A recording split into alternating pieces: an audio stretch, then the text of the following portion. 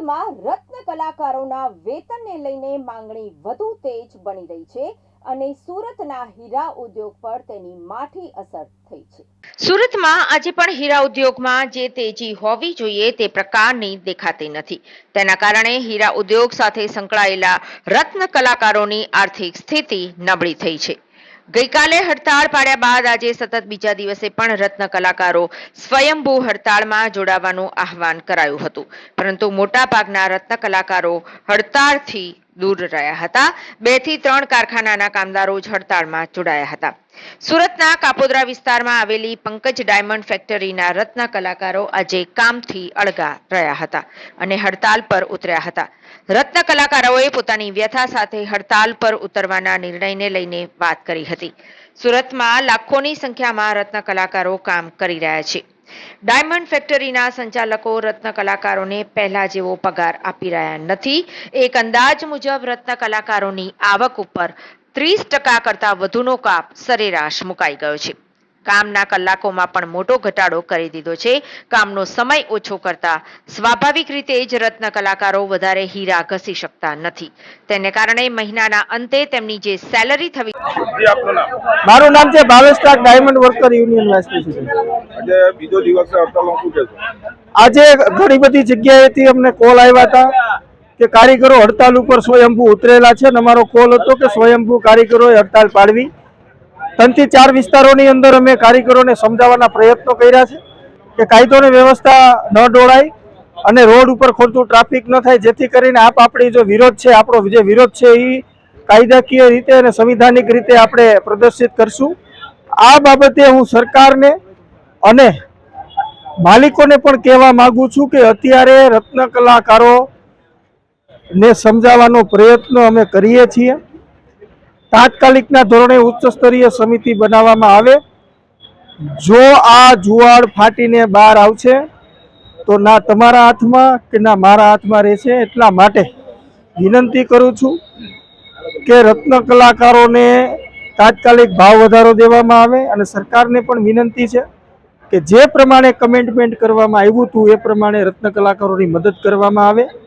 અને રત્ન કલાકારોને વિનંતી છે કે તમે તમારા હક માટે સ્વયંભૂ હડતાલ પાડો અને હડતાલની સાથે કાયદાની દ્રષ્ટિએ શાંતિપૂર્ણ રીતે વિરોધ પ્રદર્શન કરો।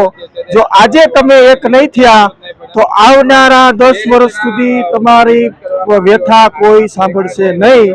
અમે તમારા માટે તત્પર છીએ, પરંતુ આજે તમારે એક થવાની ખૂબ જરૂર છે। ઘણા સમયથી એટલે કે દિવાળી પછીના જે પ્રમાણે હીરા ઉદ્યોગમાં મંદી છે અને હીરા ઉદ્યોગના રત્ન કલાકાર ભાઈઓ કંઈક ને કંઈક રોજગારી અર્થે અલગ અલગ સેગમેન્ટોની અંદર અલગ અલગ જગ્યાઓ રોજગારી અર્થે ગોતતા હોય છે। ત્યારે હવે સુરત વીવર્સ એસોસિએશનના પ્રમુખ તરીકે મારે ધ્યાને આવ્યું ને લાગણીસભર કે ટેક્સટાઇલ ઉદ્યોગની અંદર અનેક સેગમેન્ટોની અંદર અલગ અલગ જગ્યાઓમાં 25 થી 45 હજાર સુધીનો પગાર મળવાપાત્ર હોય અને 25 થી 45 હજાર સુધીનો પગાર જ્યારે મળતો હોય માસિક પગાર, ત્યારે હું કારીગરોને રત્ન કલાકાર ભાઈઓને હું આહવાન કરું છું કે ટેક્સટાઇલ ઉદ્યોગને જે જરૂરિયાત છે, જે 30% જેટલા કારીગરોની જરૂરિયાત હોય, 30% જેટલા કારીગરોની અછત હોય અને 30% જેટલા કારીગરો આવે તો પણ આખું રત્ન કલાકાર ભાઈઓનો સમાવેશ થઈ જતો હોય। ત્યારે હું આહવાન કરું છું કે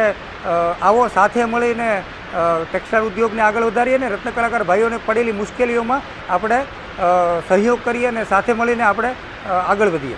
સરકાર પાસે કઈ રીતની માંગણીઓ સેન્ટર માટે? જી, ચોક્કસ રીતે કહી શકું કે ગુજરાત સરકારને હું વિનંતી કરું છું કે આ પ્રકારની જો તેજીમંદીનો માહોલ હોય, એકબીજા ધંધાની અંદર કંઈક ને કંઈક રોજગારી અને બેરોજગારીનો પ્રશ્ન ઊભો થતો હોય, ત્યારે રાજ્ય સરકારને મારી વિનંતી છે કે અલગ અલગ જગ્યાએ અલગ અલગ વિસ્તારોની અંદર ટ્રેનિંગ સેન્ટરો શરૂ કરવામાં આવે। અને ચોક્કસ રીતે હું મારી રીતે તૈયાર છું કે મારા કારખાનાની અંદર કોઈ કારીગર કામદાર રત્ન કલાકાર ભાઈએ કોઈ શીખવા આવશે તો અમે અલગ અલગ સેગમેન્ટોની અંદર શીખવાડવા માટે રેડી છીએ અને પગાર પણ જે શીખવાનો જે પગાર હોય છે પણ પગાર પણ આપીશું। સુરત ડાયમંડ વર્કર યુનિયનના ઉપપ્રમુખ ભાવેશ ટાંકે જણાવ્યું કે આજે 7 થી 8 અલગ અલગ વિસ્તારોમાં રત્ન કલાકારો કામકાજથી અળગા રહ્યા છે। અમે ગઈકાલે પણ રત્ન કલાકારોને અપીલ કરી હતી કે સ્વયંભૂ રીતે શાંતિપૂર્ણ હડતાલ ઉપર ઉતરજો, કોઈ પણ પ્રકારે રસ્તા પર ઉતરવાની અને વાતાવરણ બગાડવાનો પ્રયાસ કરતા નહીં.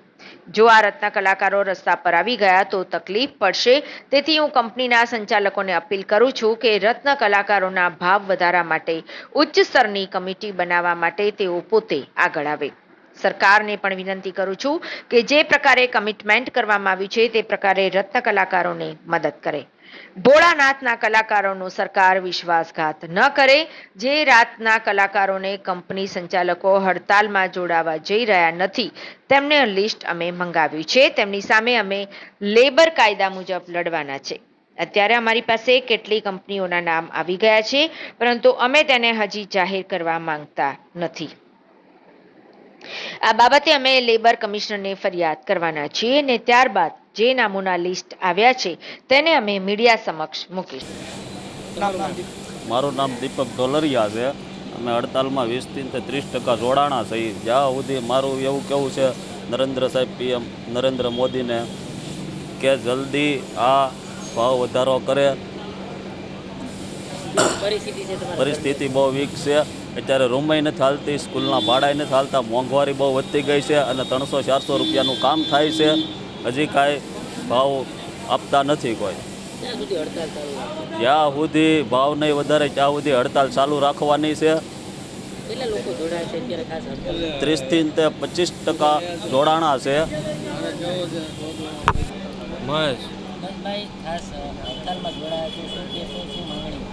500-700 રૂપિયાનું કામ થાય, બરાબર.